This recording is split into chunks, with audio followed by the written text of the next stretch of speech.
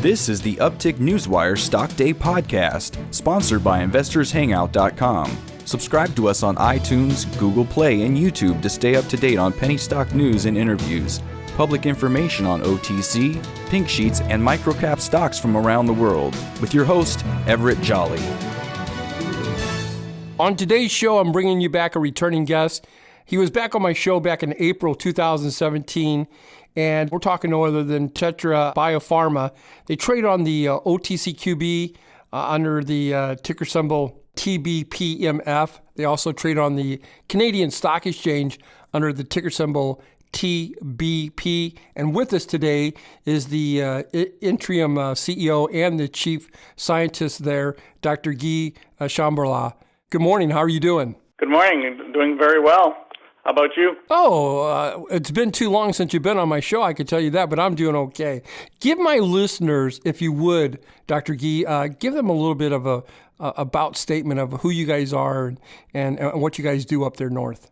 Sure. I mean, basically, Tetra Bio-Pharma is, a unique, small biopharma developing cannabis and cannabinoid-based prescription drugs. So contrary, I guess, to the medical cannabis type company, we're basically developing cannabis products as prescription drugs. So through the FDA regular drug channel, through Health Canada's regular drug channel, making great progress, as you've seen with our last press releases, and obviously very active in our phase 3 clinical trial, aiming to bring these as soon as possible to patients. You know, there's a lot going to be happening up there in Canada with the law getting passed. What is it, in June or July this year? Well, everybody's kind of kept in kind of standby. We sometimes have people that say it'll be more September. We never know. There are a lot of obviously regulatory issues for the government to handle in terms of various laws, from packaging, driving laws, and so on and so forth. So I'm sure it's a very immense challenge for them, but will eventually get done. You know, I was looking at some of your past press releases, FDA granting of orphan drug status, complex regional pain syndrome. Can you bring us up to speed of where you guys are at on this process? Yes, for us, we were obviously extremely happy to obtain that orphan drug status. I mean, I think prior to us, there were several companies, including GW, that had orphan drug statuses for their cannabis-based drugs. So for us, it obviously brought scientific credibility to what we're doing in terms of our drug development, and also showing our clear focus of bringing drugs to various unmet medical conditions and pain. And so you'll be seeing a lot of development in that area coming up probably in the next quarters, basically in the U.S., as we aim to bringing our lead compound, PP01, to basically the market as a drug. My guest today is Dr. Guy Chamberland. He is the chief scientist and CEO of Tetra Bio-Pharma. They trade on the OTCQB under the ticker symbol TBPMF. They also trade on the Canadian Stock Exchange under the ticker symbol TBP. Two agreements that you guys are working on with Portugal and Israel for sale of distribution of your new PP001 drug product. Where are we at on that, and when can we start seeing some revenues possibly? Well, these are two binding term sheets. So basically for us, it actually provides, validation from a real pharmaceutical company as to what we're doing in terms of drug development. They've in simple terms, they basically licensed from us the distribution rights of our PP01 when it will be approved as a drug. So for us, that's extremely positive news, because it sends a message to the market that what we're doing is actually credible and it's being recognized by, existing revenue-driven pharmaceutical firms. And for us, obviously, as we aim to finish our phase 3 trial and approach submitting to Health Canada and the FDA the drug files, obviously we'll be targeting the European markets, so submitting them to the either through a decentralized procedure or through, the front door with the European Medical Agency. So this is, I think for me, this was the best news, because it actually does validate what we've been doing. You guys are also doing a study on cannabis oil capsules for chronic pain. Can you bring us up to speed on that? Well, that's actually an interesting study because there we're hoping our legalization comes through in Canada, so it's actually a business decision. If you're looking at an opening of our natural health product regulations to cannabis products, Health Canada in its legalization project basically outlined that they'll be allowing certain products with CBD to go to the market. But if you want some unique claims or if you want to promote products specifically for pain, you'll need to have what they said robust evidence, especially if you have THC in them. So for us, since we were developing and trying to learn more about the pharmacology of cannabis oils to develop some pharmaceutical products, we figured at that point that while we invest in this research, we might as well also maybe create a revenue-generating, I could say, arm of the business in that maybe with this data we'll be able to get natural health products approvals and products with claims. Certainly we'll be able to defend the safety and efficacy for various patient populations. So you'll be seeing over the coming months, basically as Tetra also decides to take advantage of the legalization and position maybe some evidence-based products for the natural health product market. Some of the biggest problems that OTC companies run into, especially biopharma companies, is that typically run out of money because they're all in pre-revenues.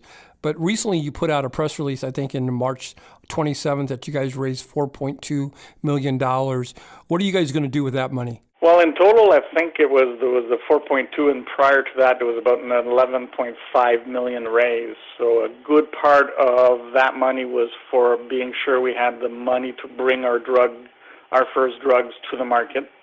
And so that's, obviously as we embark on finalizing you could say the last steps of the drug development, we had to be sure we had the cash in-house to, dot all the I's and make sure all the files were ready for submitting to the agencies.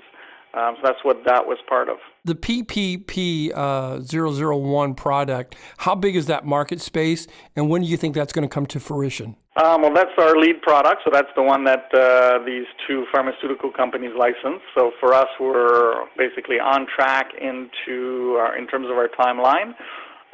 You'll see some news coming up in the next couple of weeks announcing basically as we begin to prepare for bringing it to the market. But, we're aiming to be on time. That's been the kind of our model throughout there is as we make the promises, let's make sure, we can deliver and bring it obviously to the market, but also deliver to what our shareholders basically supported us for. Tetra Bio-Pharma is the company that we're highlighting today here on Stock Day. And with us today is the Chief Scientific, also the CEO, Dr. Guy Chamberland.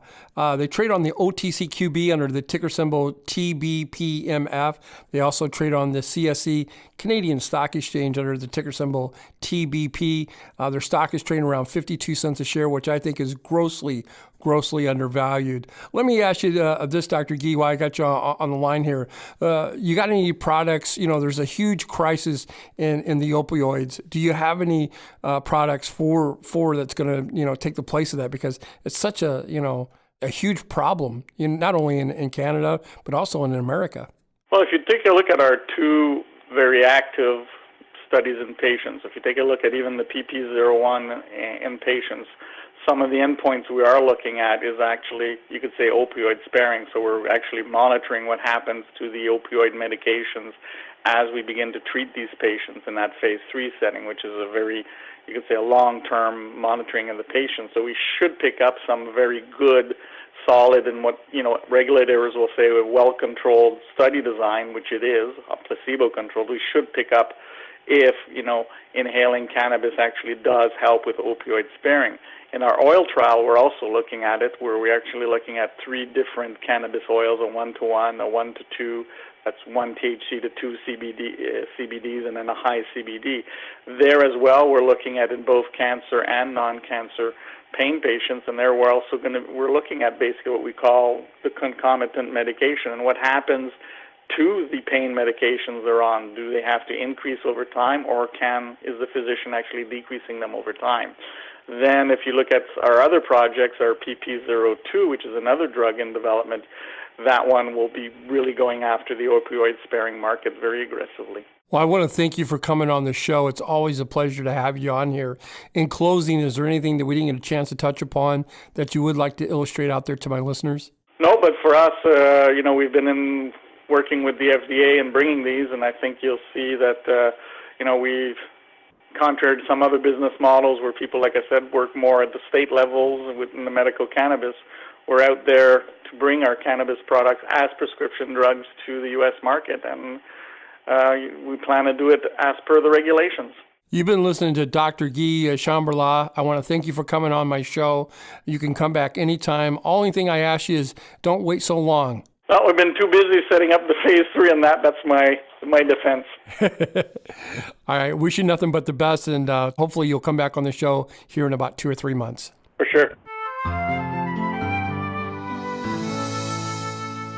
This program is entirely sponsored and produced by Uptick Newswire, LLC, which is responsible for the content. The opinions and information provided on this program are those of the guests and those of the respective companies they represent, and do not necessarily reflect those of the staff or management of Uptick Newswire. Uptick Newswire encourages all listeners of this program to do their due diligence and research when determining investment strategies that will work for them, or to seek the assistance of an investment professional. The guests of this program may have paid for its distribution and are not directly affiliated with Uptick Newswire or this station.